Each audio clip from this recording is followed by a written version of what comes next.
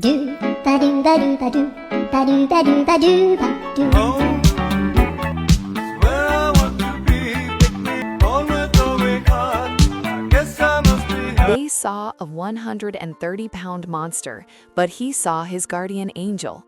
When Lara lost everything, this Rottweiler did something that left her speechless. This is the miracle of a second chance and pure love.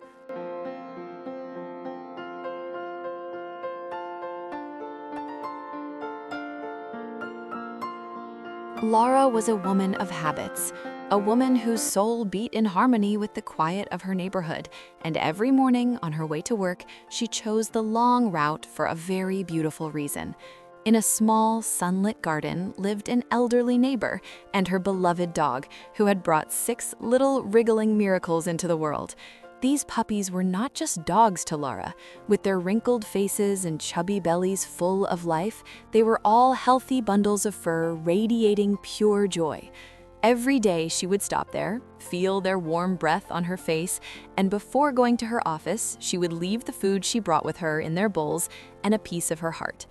But then the world stopped.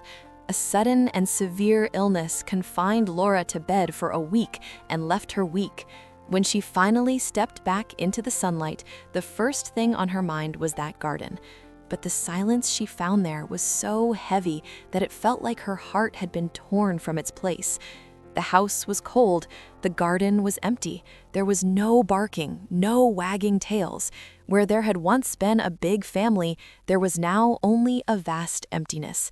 The neighbor next door leaned out of the window and, with a trembling voice, delivered that terrible, devastating news.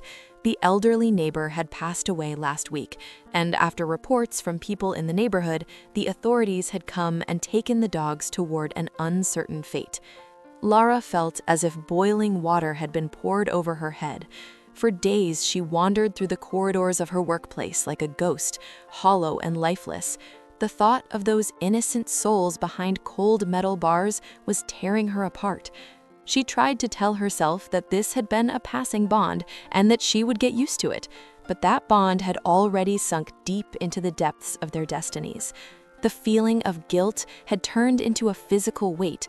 There was a whisper constantly asking, "Where are they?" in her ear. If you are watching this story and still haven't subscribed, I really have to say that my heart is a little broken.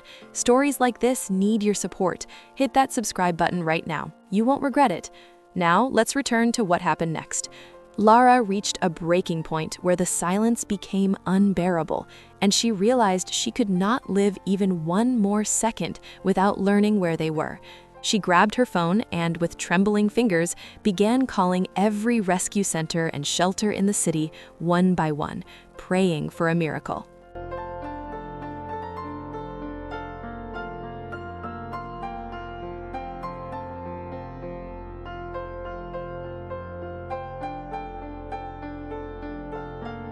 The answers began to come one by one, like doors slamming in her face.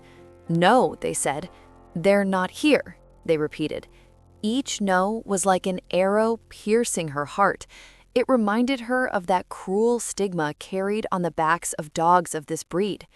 But Lara refused to surrender to despair.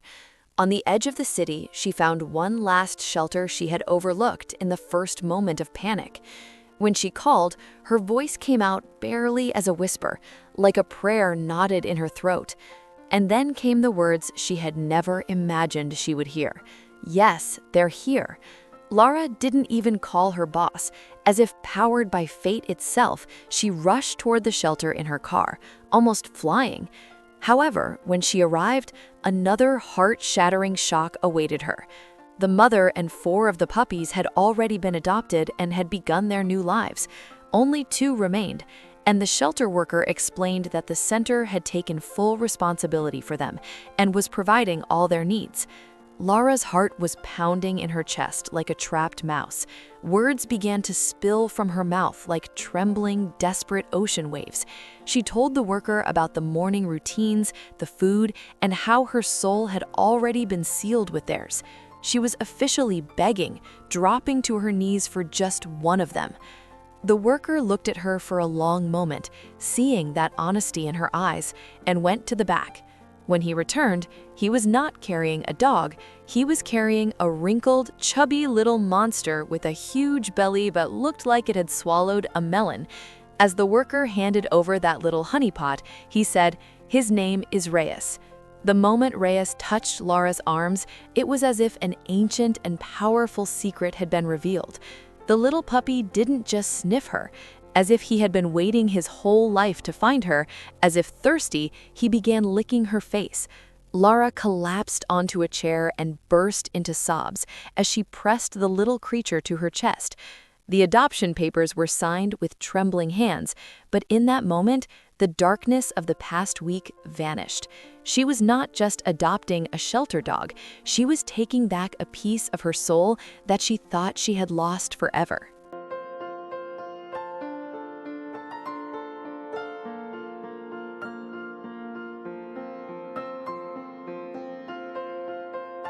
Let's jump ahead 5 years. That wrinkled little monster has turned into a 130-pound masterpiece of muscle and loyalty. Reis is no longer a small puppy, he is a massive, jet-black Rottweiler, like a living fortress with a heart of pure gold. To the world, he may look like a frightening honeypot, a monster ruling fears with his enormous size. But to Lara, he is just a kitchen monster. He is a giant who snores like a howling wolf pack, whose sound shakes the floorboards and fills the house with an absolute sense of security. He is a gentle giant who sleeps on his back with his huge belly exposed and his tongue hanging out, completely unaware of the terrible reputation his breed carries. Every year, on his birthday, Lara buys him a special bandana collar to celebrate the day their lives came together. Sometimes, in the quiet hours of the night, Lara sits on the floor beside him and watches the rhythmic rise and fall of his massive chest. She thinks about the day she almost gave up.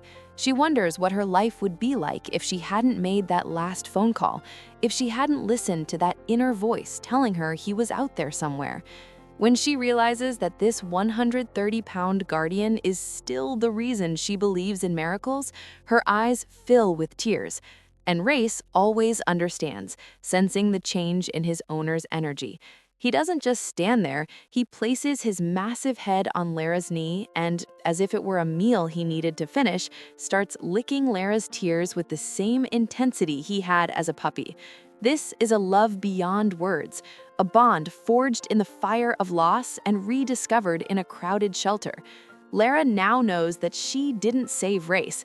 They saved each other, and they proved that even in the darkest moments, hope is only a phone call away. Have you ever formed a bond like this with a shelter dog? Share your story in the comments.